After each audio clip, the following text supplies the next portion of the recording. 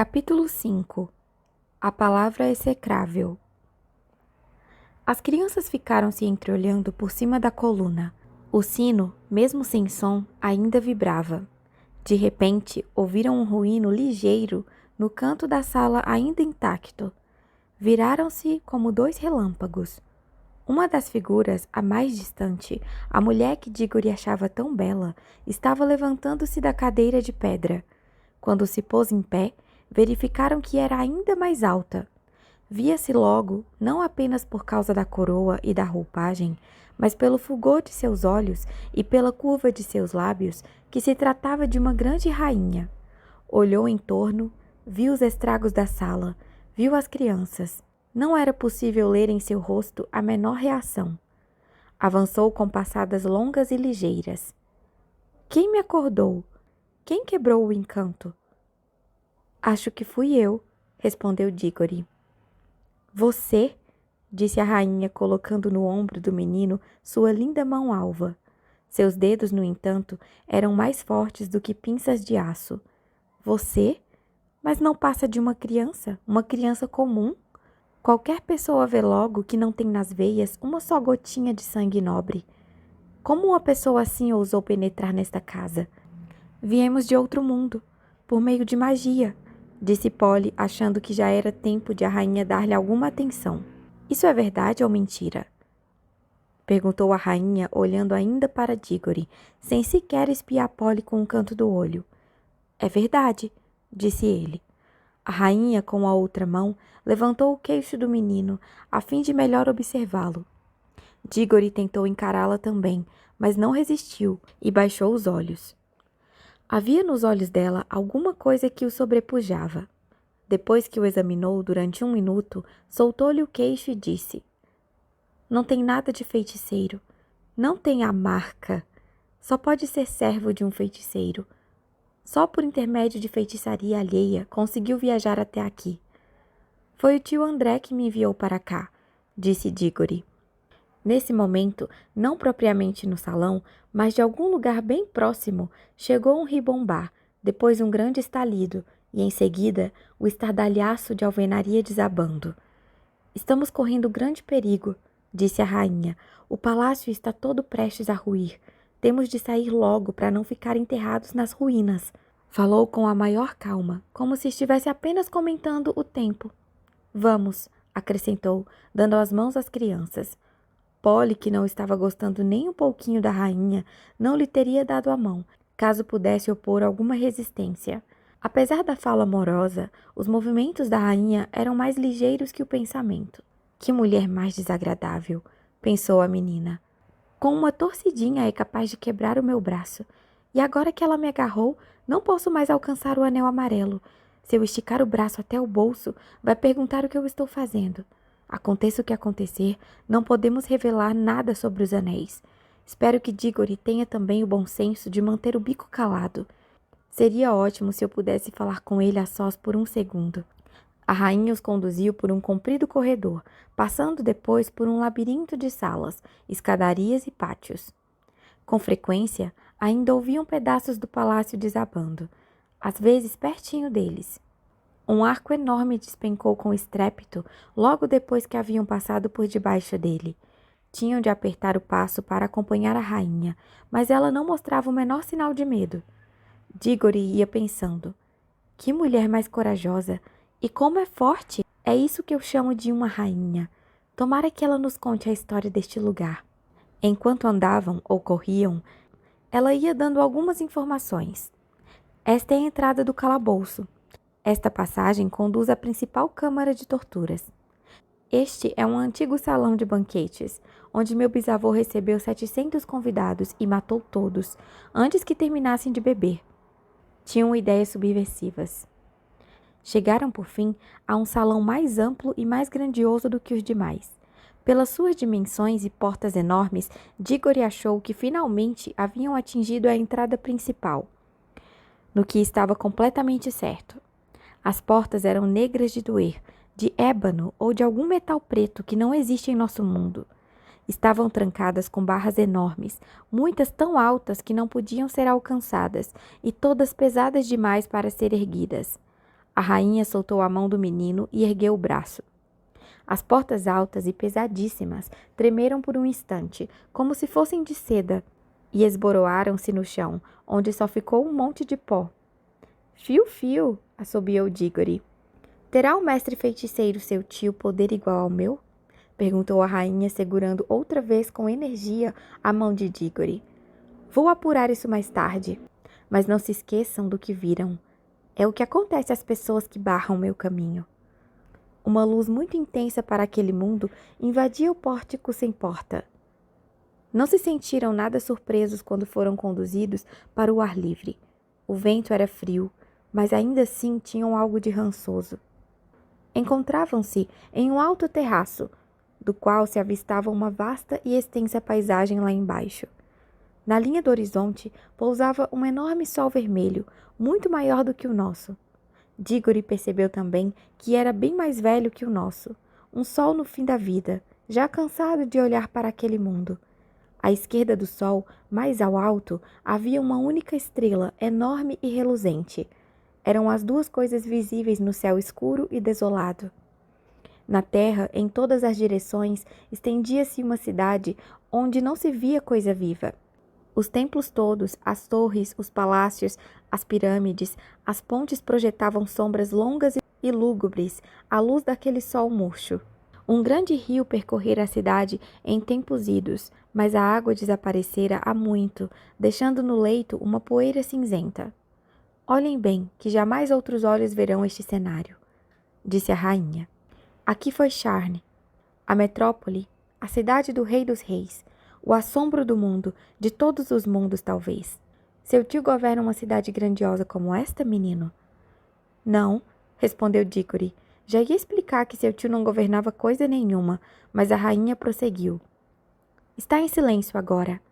Mas aqui estive quando o ar vibrava com o estrépito de Sharn. O suar dos pés, o ranger das rodas, o estalido dos chicotes, os gemidos dos escravos, o fragor das carruagens, os tambores dos ritos de sacrifício ressoando nos templos. Aqui estive. Mas já era o princípio do fim, quando o troar da batalha invadia as ruas e o rio de Sharn corria vermelho. Fez uma pausa e acrescentou. No lampejo de um instante, uma mulher fez a cidade desaparecer para sempre. Quem? Perguntou Diggory com a voz sumida, já imaginando a resposta. Eu, respondeu a rainha. Eu, Jadis, a última rainha, mas a rainha do mundo. As duas crianças ficaram caladas, tiritando no vento frio.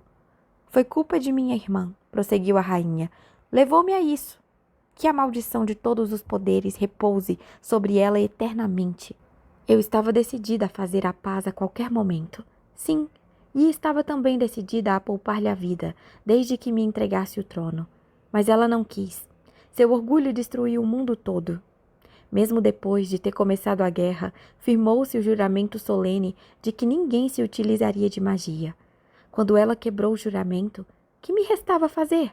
Desvairada, como se ignorasse que eu possuía mais poderes do que ela. Eu não ignorava também que eu possuía o segredo da palavra execrável. Teria pensado, sempre foi uma fraca de espírito, que eu não usaria o meu poder final? Qual era? Perguntou Diggory. O segredo de todos os segredos. Sempre foi do conhecimento dos grandes reis da nossa raça que existia uma palavra, a qual, se pronunciada com as cerimônias adequadas, destruiria todas as coisas vivas, menos a pessoa que a pronunciasse. Os antigos reis, entretanto, eram débeis ou compassivos e comprometeram a si mesmos e a todos que o sucederam com grandes juramentos de jamais nem mesmo buscarem a ciência dessa palavra. Mas eu tomei ciência dela num lugar secreto e paguei terrível preço por isso. Não a usei até que fui forçada a fazê-lo. Lutei desesperadamente para substituí-la por todos os outros meios. Derramei como água o sangue dos meus exércitos. Monstro, resmungou Polly baixinho. A última grande batalha, continuou a rainha, raivou por 3 dias aqui, no coração de Sharn.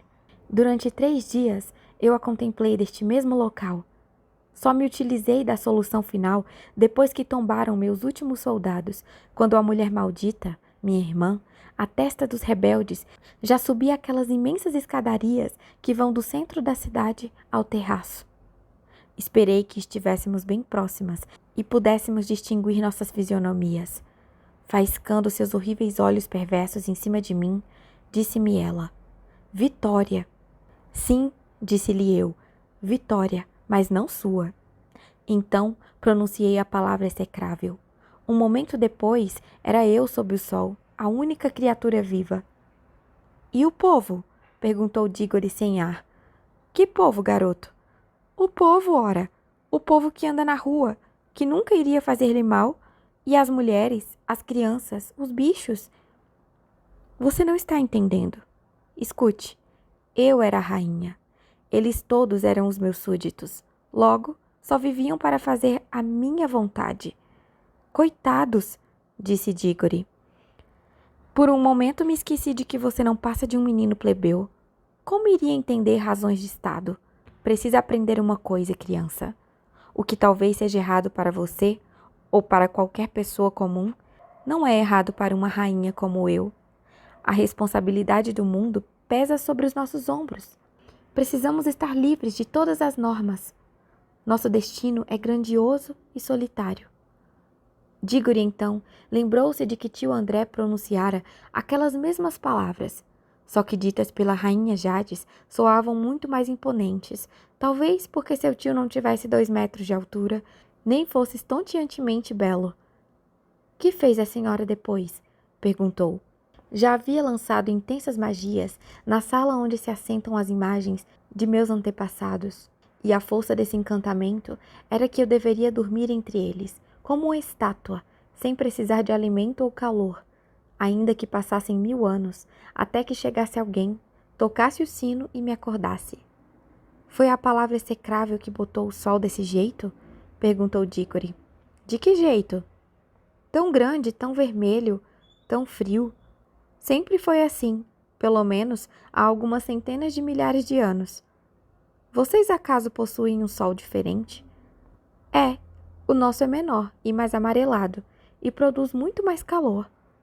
Ah, oh! Exclamou a rainha. Dígore viu em sua face aquele olhar esfomeado e cobiçoso que reparara em tio André. Ah, quer dizer que o seu mundo é mais jovem. Olhou por mais algum tempo para a cidade vazia. Se estava arrependida pelo que fizera, não o demonstrou. E disse: Agora vamos partir. Está fazendo frio aqui, no fim de todas as eras. Partir para onde? Perguntaram as 2 crianças. Para onde? Repetiu Jades com real surpresa. Para o mundo de vocês, é claro. Polly e Dígore se entreolharam estupefatos. Polly sentira antipatia pela rainha à primeira vista. E o próprio Dígore, que agora sabia de tudo, já estava farto dela. Não era, em absoluto, o tipo de pessoa que nos dê prazer convidar à nossa casa. E mesmo que o quisessem, não tinham a menor ideia de como fazê-lo. Queriam mesmo era partir dali, mas Polly não podia pegar seu anel e, naturalmente, Dígore não iria sem ela. Muito corado, o menino gaguejou. Oh, nosso mundo... Não sabia que a senhora desejava ir lá. Ora, vocês só podem ter sido despachados para cá a fim de levar-me para lá. Sou capaz de jurar que a senhora não vai gostar nem um pouco do nosso mundo, replicou Dígore. Não é um lugar para ela, não acha, Polly? É monótono, não tem nada para se ver, não tem mesmo. Terá muita coisa para se ver depois que eu assumir o governo, foi o comentário da rainha. Oh, mas não dá, disse Dígore. Também não é assim. Eles não vão deixar a senhora entrar, sabe? A rainha sorriu com desprezo. Grandes reis, inúmeros, pensaram que poderiam enfrentar a casa de Charn. Caíram todos e até seus nomes foram esquecidos. Jovem insensato, não percebe que com a minha beleza e a minha magia terei todo o seu mundo a meus pés antes de 1 ano? Prepare seu encantamento e leve-me imediatamente para lá. Essa é de lascar, disse Dígore a Polly. Talvez receie por seu tio, disse Jades, mas caso ele me preste as honras devidas, poderá conservar a vida e o trono. Não vou para destruí-lo. Deve ser um grande feiticeiro, já que descobriu como enviá-lo até aqui. Ele é o rei do mundo todo ou só de uma parte? Não é rei de coisa nenhuma, respondeu Digory. Mentira sua! A magia e o sangue real andam sempre juntos. Alguém já ouviu falar de gente comum que conhece feitiçaria? Não adianta mentir para mim, eu posso ver a verdade. Seu tio é o grande rei e o grande mago de seu mundo. Graças à sua arte, viu a sombra de meu rosto em algum espelho mágico ou num lago encantado. E por amor à minha beleza, manipulou um feitiço que abalou as bases do mundo e o levou através do abismo entre dois mundos para que rogasse da minha graça a concessão de ir até ele. Responda, foi ou não foi assim? Não foi bem assim, respondeu Digory. Não foi bem assim? Gritou Polly. Isso é uma besteira do princípio ao fim. Porcariazinha! Gritou por sua vez a rainha, virando-se furiosa para Polly e agarrando-lhe os cabelos bem no alto da cabeça, onde dói mais. Mas ao fazer isso, soltou as mãos de ambos. Agora! Gritou Digory. Já! Gritou Polly. Enfiaram as mãos direitas nos bolsos. Nem precisaram colocar os anéis. Foi só tocá-los e o mundo aterrador desapareceu. Deslizaram para cima e uma cálida luz verde foi se tornando mais intensa.